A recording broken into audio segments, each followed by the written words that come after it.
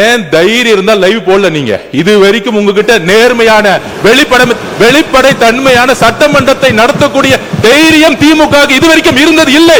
ஒரு ஆட்சியும் எங்களுடைய முதலமைச்சர் மக்களுடைய ஜனநாயகத்தை காப்பாற்றுவதற்காக லைவ் மக்கள் முன் தெரியுமா விட்டுருக்கார். அதை நாங்கள் பதிவு பண்றோம்.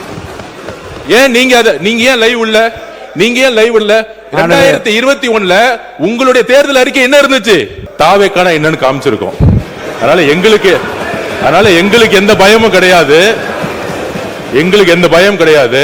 தயவு செய்து அவர் தொடர்ந்து பார்க்க வேண்டும். அதன் மீது அவர் ஆக்ஷன் எடுக்க வேண்டும்.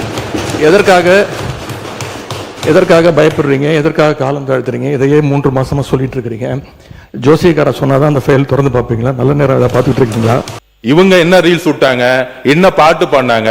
பாராளுமன்றத்திலே பதவியேற்கும் பொழுது இந்த அவையை நீங்கள் முடிந்த வரைக்கும் மிகச்சிறப்பாக எங்களை எல்லாம் வழிநடத்தி கொண்டு போகிறீர்கள். எங்களுக்கும் கேள்வி கேட்பதற்கான வாய்ப்பையும் கொடுக்கிறீர்கள், முடிந்த அளவுக்கு கொடுக்குறீங்க. எங்களை விட அதிகமாக ஆளுங்கட்சி உறுப்பினர்களுக்கும் அமைச்சர்களுக்கும் வாய்ப்பு கொடுத்துக்கிட்டு இருக்கிறீங்க. எண்ணிக்கை அடிப்படையில் அவங்களுக்கு அதிகமாக கொடுக்குறேங்க. முடிந்தவரை குறை சொல்ல கொடுத்துட்டு இருக்கீங்க. நான் இங்கே குறிப்பிட விரும்புவதெல்லாம் ஆளுங்கட்சியை சேர்ந்த உறுப்பினர்கள், அமைச்சர் பெருமக்கள் எங்களுக்கு பதில் சொல்லும்போது ஆதாரம் இல்லாமல் பல குற்றச்சாட்டுகளை வைக்கிறாங்க.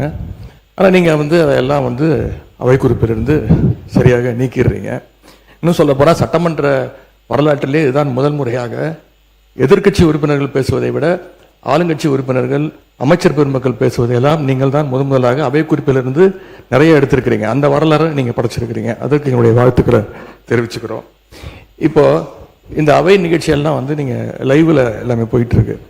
கேள்விகள் நாங்கள் கேட்டால் நாங்களே ஆச்சரியப்படுற அளவுக்கு, அதிசயப்படுற அளவுக்கு பதில்களையும் கொடுக்குறாங்க. கேள்வி கேட்டால் பதில் சொல்லலாம். இப்போ பாட்டெல்லாம் வேற பாட ஆரம்பிச்சிட்டிங்க.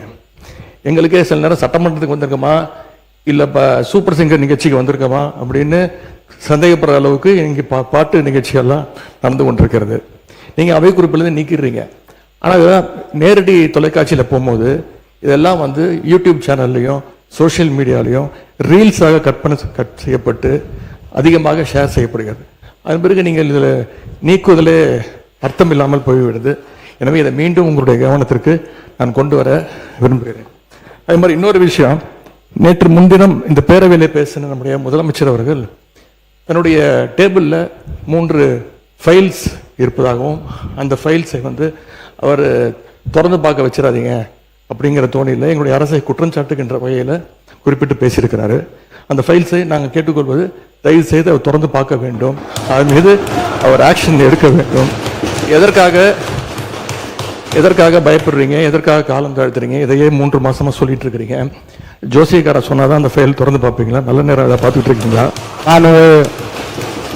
மாண்புமிகு எதிர்க்கட்சி தலைவர்களுக்கு முதலமைச்சர் அன்றைக்கு பேசுகிற போது மாண்புமிகு பொதுப்பணித்துறை அமைச்சர் சொல்லுங்க. மாண்புமிகு பேரவைத் தலைவர்களே, நம்மளுடைய மூத்த உறுப்பினர் ஃபர்ஸ்ட் 2 நாளுக்கு முன்னாடி சொன்னாரு, நாங்கள் முதலமைச்சர் சொல்லும் போது நாங்க மிசாவையே பார்த்த இயக்கம்னு. நீங்க மிசாவையே பார்த்த இயக்கம் தான். ஆனால் மிசாவையே பார்த்த திமுக இயக்கத்தை தனி பெரும் கட்சியாக எங்களுடைய தலைவர் வெற்றி பெற்று இந்த தேர்தலில் தாவேக்கான என்னன்னு காமிச்சிருக்கோம். அதனால எங்களுக்கு எந்த பயமும் கிடையாது. எங்களுக்கு எந்த பயம் கிடையாது. ஒவ்வொரு தலையிலும், முக்கியமாக நெடுஞ்சாலை துறையிலும் சரி, முக்கியமாக பொதுப்பணி சொல்லி வெள்ளை வேறிக்கை வெளியிட்டு முதலமைச்சருடைய அலுவலகத்தில் அந்த ஃபைல் இருக்கு. கண்டிப்பாக ஆதாரத்துடன் சட்டப்படியான நடவடிக்கை எடுக்கப்படுங்கிறதா முதலமைச்சர் சொல்ல வந்தது. இதை யாரும் அவர் சொன்ன அர்த்தம் அன்னைக்கு அவைக்கு அவர் வரல. அது அவருடைய ப்ராப்ளம். அது அவைக்கு வராத பொழுது அவர் சொன்னாரு, மாண்புமிகு கொறடா சொன்னாரு, ஆதாரம் இருக்கா.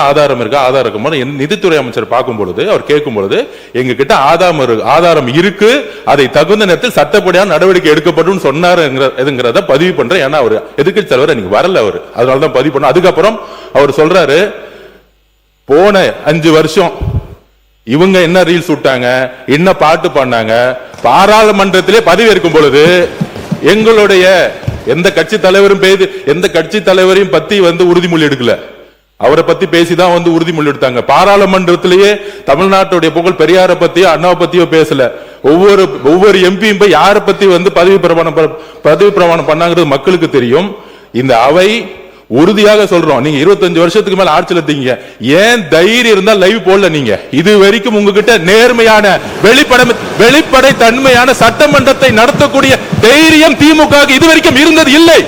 முதல் முறையாக தமிழ்நாட்டு வரலாற்றிலேயே தமிழ்நாட்டுடைய மக்கள் ஆட்சியை நிலைநாட்டி ஜனநாயகத்தை நிலைநாட்டி நாங்கள் தவறு செய்தால் நீங்கள் சொல்லுங்கள் சொல்லக்கூடிய சபாநாயகியும் ஒரு ஆட்சியும் எங்களுடைய முதலமைச்சர் மக்களுடைய ஜனநாயகத்தை காப்பாற்றுவதற்காக லைவ மக்கள் முன் தெரியுமா விட்டுருக்கார். அதை நாங்கள் பதிவு பண்றோம்.